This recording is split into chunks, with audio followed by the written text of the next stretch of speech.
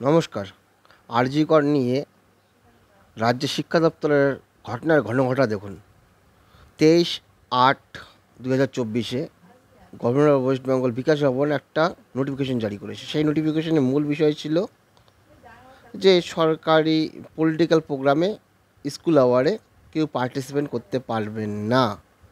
সেই প্রেক্ষাপটে কিছু স্কুল করেছে এবং সেই প্রেক্ষাপটে আজ Baluhati high school, Baluhati girls high school এবং বান্ত্রার রাসলক্ষ্মী বালিকা বিদ্যালয় এই আরজিকর ঘটনার কাণ্ডের প্রতিবাদে স্কুল আওয়ারে মিটিং মিছিল করেছিল।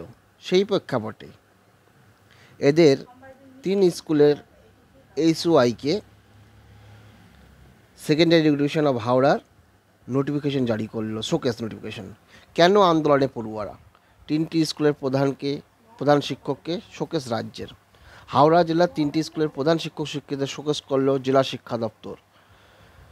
চিঠি পাওয়ার 24 ঘন্টার মধ্যে জবাব না দিলে শিক্ষা দপ্তর আইন অনুযায়ী পদক্ষেপ গ্রহণ করবে বলে উল্লেখ করা হয়েছে। এখন প্রশ্নটা অন্য জায়গায়, যেখানে নারী সুরক্ষার প্রশ্ন নিয়ে।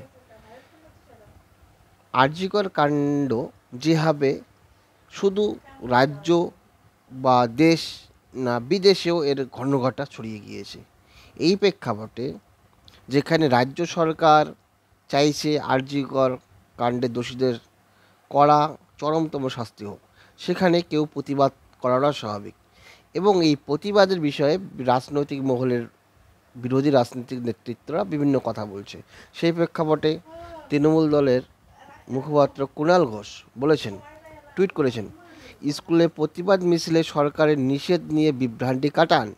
অভিযোগ আসছিল কিছু স্কুলে ক্লাস বন্ধ করে মিছিল করাতে চাপ দিচ্ছে কিছু দল। কোনো শিক্ষক বাচ্চাদের যেতে বাধ্য করা হচ্ছিল। সিদ্ধান্ত, স্কুল চলাকালীন শুধু স্কুলের কাজ, অন্য কিছু নয়। ছুটির পর কে কী করছে সেটা তার ব্যাপার।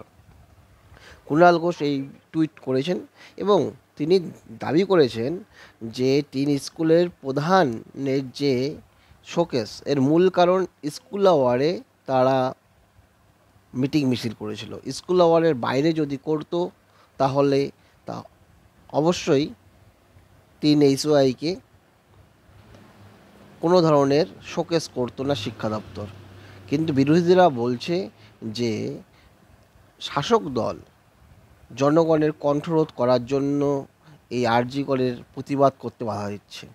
কিন্তু কুণাল ঘোষ তার টুইটের মাধ্যমে সেই বিভ্রান্তি কাটানোর কিছু উত্তর দিয়েছেন। যেহেতু স্কুল আওয়ারে এই 3 স্কুল প্রতিবাদ করেছিল মিসিং মিটিলের, তাই 3 স্কুলের প্রধানকে শোকেস করা হয়েছে। দর্শক, আপনারা কি বলেন? আপনারা কি ভাবেন তা কমেন্ট বক্সে জানান।